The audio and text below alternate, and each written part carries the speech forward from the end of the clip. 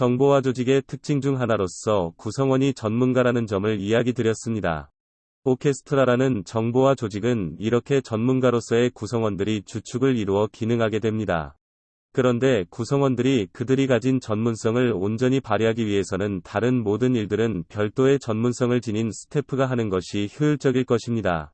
초기에 오케스트라는 연주만을 잘하면 됐었지만 시대가 변하고 사회와의 연관성이 복잡해짐에 따라 전문 스태프들에 의한 매니지먼트가 더욱 중요하게 다가오고 있는 실정이라고 할 수 있습니다. 그렇다면 오케스트라를 지원하는 매니지먼트 부문에는 무엇이 있을까요? 크게 4가지 부류로 나눠 볼 수 있습니다. 먼저 연주자를 지원하는 형태입니다. 스테이지 매니지먼트는 무대 위에서 사용하는 악기나 비품을 관리하며 홀에 반입하고 무대에 배치해 연주자가 연주에 온전히 집중할 수 있도록 도와줍니다. 다음으로 라이브러리어는 그 이름에서도 어렴풋이 추측해 볼 수 있듯이 악보의 구입이나 대여, 혹은 지휘자의 지시를 악보에 적어 넣는 등 주로 악보와 관련된 일을 맡는 스태프입니다. 이외에도 인사, 노무, 총무, 격리 등의 일반 경영을 담당하는 스태프들도 존재하고 있습니다. 둘째로 오케스트라의 스케줄을 관리하고 연주회를 운영하는 일을 담당하는 스태프들도 있습니다.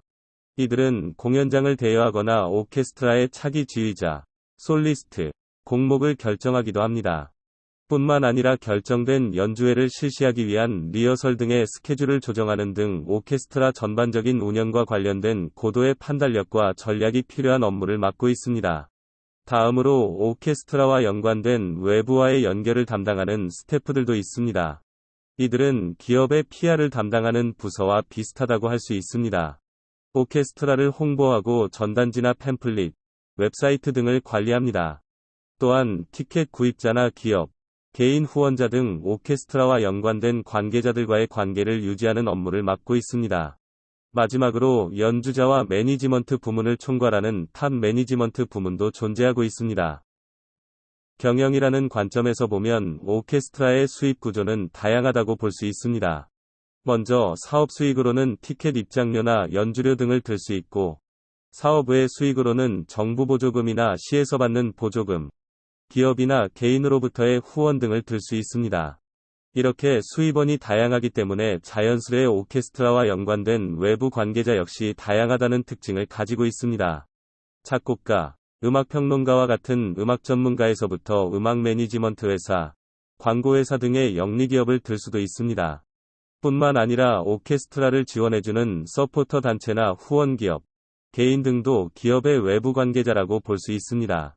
오케스트라의 매니지먼트 부서는 이와 같이 다양한 여러 외부 관계자들과의 관계를 원만히 유지하여 오케스트라 구성원들이 좋은 환경에서 좋은 연주를 할 수 있도록 지원하는 것이라고 할 수 있습니다. 오케스트라는 비영리 조직입니다. 따라서 경영활동을 통해 얼마나 많은 이익을 창출하는지와 관련된 지표로는 오케스트라의 성과를 객관적으로 측정할 수 없습니다. 그렇다면 오케스트라의 성과는 무엇으로 측정할 수 있을까요? 피터 드러커는 그의 저서 비영리 조직의 경영에서 비영리 조직은 한 사람 한 사람의 인간과 사회를 바꾸는 존재라고 이야기했습니다. 즉, 피터 드러커는 비영리 조직으로서의 오케스트라가 가지는 공익성을 중요시했다고 생각해 볼 수 있습니다. 정리하자면, 오케스트라가 연주하는 음악을 들음으로써 개인 나아가 사회의 변혁을 실현하는 공익성이 오케스트라의 성과가 되는 것입니다. 우리는 지금까지의 발표를 통해 오케스트라의 성과 지표가 공익성이라는 점을 알게 되었습니다. 그리고 오케스트라는 이러한 공익성을 최대한으로 할 수 있는 기업의 미션을 세워야 합니다. 일반적인 기업이 이익을 극대화하는 미션을 추구하듯이 오케스트라는 공익성을 극대화하는 미션을 추구해야 합니다. 이와 같은 비영리 조직의 미션에 대해 알아보기 전에 계속해서 반복되고 있는 조직이라는 단어가 무엇인지 먼저 확실히 짚고 넘어가 보도록 하겠습니다. 피터 드러커는 그의 저서에서 조직이란 니즈를 만족시키기 위해 기능하는 것이라고 이야기하며 조직이 어떤 목적을 가지고 있느냐보다는 실제로 조직이 어떤 기능을 하고 있느냐가 중요하다고 이야기했습니다. 세상의 모든 조직은 기능하기 위해서 매니지먼트가 필요하며 비영리 조직인 오케스트라 또한 마찬가지라고 할 수 있습니다. 아니, 오히려 오케스트라 같은 비영리 조직은 그 자금이나 인재가 부족하기 때문에 더욱더 매니지먼트의 역할이 중요해진다고 생각해 볼 수 있습니다. 다시 미션 이야기로 돌아와 오케스트라와 가치 자원, 인재, 능력 등이 한정된 비영리 조직은 그들의 미션을 고려하고 구체화할 때 기회, 능력, 신념 이 세 가지 요소를 신중히 고려해야 합니다. 첫째로 기회입니다. 아무리 비영리 조직이라 해도 니즈, 즉 시장의 요구를 이해해야 하며, 둘째로 능력, 즉 조직이 가지고 있는 탁월성이나 강점을 명확히 이해하여 미션을 설정해야 합니다. 마지막으로 신념인데 이는 조직이 진심으로 어떠한 가치를 믿고 있는지에 대해서 생각해보는 것을 의미합니다. 비영리 조직의 특성상 아마 그 가치는 공익성과 관련이 있을 것입니다. 이 책의 저자는 이 중 가장 중요한 것은 신념, 즉 음악이 가진 힘이 개인이나 사회를 변혁할 수 있다고 믿는 것이 가장 중요하다고 이야기하고 있습니다. 따라서 오케스트라의 고유한 미션은 음악의 힘을 믿는 오케스트라가 사람들에게 어떻게 음악의 가치를 전하고 어떻게 사회와 음악을 결부시킬 것인가 하는 부분에서 만들어지게 됩니다. 피터 드러커가 비영리 조직으로부터 주목했던 점은 바로 기업의 모든 활동이 이루어야 할 사명이나 미션에서 출발한다는 점이었습니다. 비영리 조직은 영리기업과 달리 수익이라는 기준이 애매모호하기에 기업 활동을 계속해 나가기 위해 더더욱 매니지먼트를 필요로 하게 된다고 말씀드렸었습니다. 그리고 훌륭한 매니지먼트는 비영리 조직의 미션에서 시작하게 됩니다. 비영리 조직의 사명을 이루기 위한 구체적인 목표를 세우고 이를 항상 관리함으로써 자연스레 비영리 조직의 성과를 향상시키는 매니지먼트 또한 가능하게 되는 것입니다. 즉, 사명을 이루기 위한 구체적인 목표와 구체적인 행동이 바로 드러커가 주목했던 핵심이라고 할 수 있습니다. 인류 오케스트라의 뛰어난 연주 실력은 항상 뛰어난 경영 성과를 의미하는 것은 아닙니다. 아무리 뛰어난 연주 실력을 통해 적지 않은 사업 수익을 창출한다 하더라도 비영리 조직의 특성상 오케스트라를 경영해 나가는데 재무적 어려움이 있을 수 있습니다. 따라서 오케스트라는 이를 충당하기 위해 사업 외 수입으로서 지자체나 국가, 혹은 지원자들로부터 후원을 받고 있는 것입니다. 그들이 오케스트라를 위해 하는 후원은 단순히 연주자나 지휘자들을 위한 지원이 아닙니다. 그보다는 오케스트라가 창출하는 공익성에 대한 지원일 것입니다. 앞서 이야기했듯이 오케스트라는 그 고유한 사명에 입각한 활동으로부터 공익성을 창출해내는 조직입니다. 그리고 후원자들은 오케스트라의 사명에 의한 사회 공헌을 계속하게 하기 위해서 그들을 지원하는 것입니다. 그리고 오케스트라는 그들이 펼치고 있는 활동을 통해 이러한 후원자들의 지원이 헛되지 않았다는 것을 증명할 책임이 있습니다. 실제로 오케스트라는 구체적으로 어떤 사명을 가지고 있을까요? 뉴욕 필하모닉 오케스트라는 초기에 고품질의 연주를 제공하는 것을 사명으로 삼았으나 최근에는 예술의 옹호자이자 성화를 든 기수로서 행동하는 것을 중요시하고 있습니다. 이와 같이 사명이 바뀌게 된 이유는 조금 뒤에서 다시 살펴보도록 하겠습니다. 또 다른 오케스트라인 일본 도쿄 교향악단은 도민의 정서를 풍요롭게 하고 동시에 음악예술의 보급 향상을 도모하고 문화 발전에 기여하는 것을 사명으로 하고 있다고 명시하고 있습니다. 이처럼 오케스트라의 사명은 해당 조직이 가진 자원이나 상황에 따라 다양할 수 있습니다. 이렇게 사명은 다양할지라도 그들이 사명을 이루기 위해 연주라는 수단을 사용한다는 공통점이 있는데 이를 통해 볼 때 오케스트라라는 전체 조직으로서 갖는 공통의 목적은 연주라는 행위를 통해 드러날 수 있음을 추측해 볼 수 있습니다. 한편 드러커는 앞서 이야기했듯이 공익성이야말로 오케스트라와 같은 비영리 조직이 가지는 중요성이라고 이야기했습니다. 결국 오케스트라라는 조직은 연주하는 음악을 통해 자신의 목적을 달성할 것이라는 추측과 공익성에 대해 이야기하고 있는 드러커의 말을 합쳐본다면 결국 오케스트라의 목적은 연주를 통해 공익성을 창출하는 것이라고 생각해 볼 수 있습니다. 그리고 이러한 점을 이 책의 저자는 조금 거창하게 표현해서 오케스트라는 결국 음악 작품의 연주라는 형태로 숨을 불어넣어 현재의 사람들과 음악을 공유하기 위한 그릇이라고 이야기하고 있습니다. 앞서 드러커가 이야기했던 개인과 사회를 변혁하는 음악의 힘이란 구체적으로 어떤 것을 의미하는 것일까요? 먼저 음악을 접했을 때 인간이 느끼는 감동을 들 수 있습니다.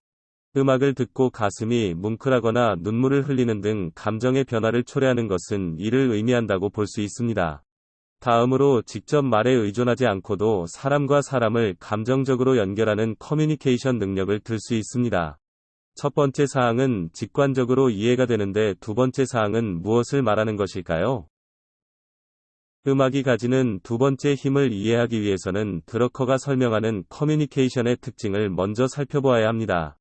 그에 져서 매니지먼트에서 드러커는 커뮤니케이션이란 지각하고 기대하며 요구하되 정보와는 또 다른 것이라고 이야기했습니다. 우리는 음악을 들으며 이 부분은 새소리구나. 이 멜로디는 아침을 의미하네와 같이 지각하기도 하고 음악이 진행됨에 따라 다음에는 이런 음이 올 거야 하고 기대하거나 아까 멜로디가 이쯤에서 다시 들리겠지 하고 음악의 행방을 요구하기도 합니다. 이러한 커뮤니케이션은 어떤 논리적인 정보를 제공하는 것은 아니면 오히려 개인의 주관적인 감정이나 느낌, 깨달음에 더욱 가깝다는 특징을 가지고 있습니다. 그리고 우리는 음악을 통해서 이러한 커뮤니케이션 과정을 거치며 작곡자의 의도나 연주자의 감성에 공감하거나 때로는 거부하면서 감정의 변화를 일으키게 되는 것입니다. 드러커가 언급한 또 다른 커뮤니케이션의 특징은 바로 같은 사실을 보고도 수신자와 송신자의 지각이 다르다는 점입니다. 송신자가 A를 의도해도 수신자는 B라고 받아들일 수 있는 것이 커뮤니케이션입니다. 이처럼 송신자의 의도가 수신자의 가치관이나 욕구와 다를 수도 있고 같을 수도 있는데 커뮤니케이션의 힘은 수신자의 신념이나 가치관 등을 바꿀 수 있는 데서 기인한다고 드러커는 이야기하고 있습니다. 즉, 커뮤니케이션적인 관점에서 바라본다면 송신자는 작곡가, 재현자는 연주자, 수신자는 청중이라고 비유해 볼 수 있습니다. 그리고 음악이 가지는 힘이란 각각 송신자, 재현자, 수신자에 해당하는 작곡가, 연주자, 청중 사이의 커뮤니케이션을 통한 변혁의 과정을 의미하며 이때 주목해야 할 점은 이러한 커뮤니케이션은 오케스트라의 기능 위에서 이루어진다는 점입니다. 5장을 마치기 전에 각국의 오케스트라들은 음악이 가진 힘을 이용하여 어떠한 구체적인 활동을 하고 있는지 알아보겠습니다. 먼저 뉴욕 필하모닉 오케스트라는 그들의 사명을 예술의 옹호자이자 성화를 든 기수라고 이야기하고 있습니다. 그들은 단순히 연주 활동을 열심히 하는 것 이외에도 교육 프로그램을 통해 그들의 사명을 다하고 있는 것입니다. 먼저 뉴욕필은 어린이와 청소년을 위해 강의 형식의 콘서트를 진행하고 있으며 연주자가 직접 뉴욕의 학교로 방문해 교육 프로그램을 진행하기도 하고 성인들을 대상으로 수준 있는 토크 이벤트를 개최하고 있습니다. 또한 그들은 교육과 음악 두 분야 모두에서 전문가인 티칭 아티스트들을 고용해 전문적으로 교육 프로그램을 진행하고 있습니다. 드러커는 그의 저서 매니지먼트에서 조직의 목적과 사명을 정의하는 출발점은 고객이라고 설명하며 항상 우리의 고객은 누구이고 어디에 있는지를 생각해야 한다고 이야기했습니다. 뉴욕필은 고객을 사명의 중심에 배치하고 교육 프로그램과 더불어 직접 찾아가는 문화 활동인 아웃리치와 쉐어링을 통해 고객을 창조하기 위해 노력하고 있습니다. 에듀케이션 활동은 영국의 오케스트라에서도 활발히 이루어지고 있습니다. 런던의 런던 교향악단은 LSO 디스커버리라고 불리는 그들의 독자적인 교육 프로그램을 운영하고 있습니다. 어린이와 청소년을 위한 음악교실을 열고 오케스트라와 합동 공연을 하기도 하며 음악을 직접 제작해보거나 작곡 워크샵을 여는 등 커뮤니티를 위한 여러가지 활동을 수행하고 있습니다. LSO 디스커버리의 특징은 참여자의 참여를 무엇보다 중시한다는 점과 미래 음악가를 꿈꾸는 이들을 적극적으로 지원해준다는 점입니다. 또한 그들은 외부 제휴를 통해 체계적으로 활동을 수행해 나가고 있습니다. 바비칸 센터, LSO, 길드홀 음악원으로 만들어지는 삼각관계는 서로가 서로에게 시너지 효과를 내고 있으며 UBS 은행의 지원을 받아 세인트 룩스의 UBS와 LSO 음악교육센터를 설립하여 지역 커뮤니티에서의 안정적인 활동을 도모하고 있습니다. 이러한 활동을 가능하게 한 원동력으로는 연주자들의 의견이 반영되기 쉬운 조직 시스템을 들 수 있습니다. LSO는 자주 운영 오케스트라로서 연주자가 출자자가 되는 유한회사의 형태를 취하고 있습니다. 그렇기 때문에 연주 활동은 물론 연주회 활동에서도 연주자 한 사람 한 사람이 주체적이고 책임감 있게 임할 수 있게 되는 것입니다. 실제로 LSO가 수행하고 있는 대부분의 프로그램들은 연주자들에 의해 구상되어 진행되고 있습니다. 이러한 특징은 조직의 구성원이 자신의 전문성을 가지고 사회에 공헌하려는 정보 조직의 특징을 잘 나타내는 것이라고 볼 수 있습니다. 독일의 오케스트라 베를린 필의 교육 프로그램인 주쿤프트는 미래라는 뜻을 가진 독일어입니다. 이 프로그램은 당시 패션 투 퍼폼, 즉 수행을 위한 열정이라는 슬로건을 걸고 사회적 활동을 하고자 했던 독일은행의 지원을 받아 계획된 교육 프로그램이었습니다. 주로 베를린시의 어린이를 대상으로 이루어졌으며 자신만의 봄의 제전을 작곡해보거나 댄스 프로젝트인 리듬 이즈 잇 등 기존의 오케스트라와는 다른 방식의 창의적인 내용을 특징으로 하고 있습니다. 연주자가 주체가 되어 프로그램을 발전시켰던 런던의 LSO 디스커버리와 달리 베를린 필의 주쿤프트는 레틀이라는 리더의 혁신으로부터 시작되어 발전했다는 특징을 가지고 있습니다. 그는 베를린 필을 베를린시로부터 독립시켜 재단 법인화시키고 독일은행의 지원을 받아내 재무적인 어려움에서 오케스트라를 구원하였고 연주 활동에만 치중하던 베를린 필 오케스트라에 처음으로 교육 프로그램을 도입하였습니다. 이는 오케스트라라는 조직에 있어 탑 매니지먼트에 의한 혁신의 예를 잘 보여주는 사례라고 할 수 있습니다.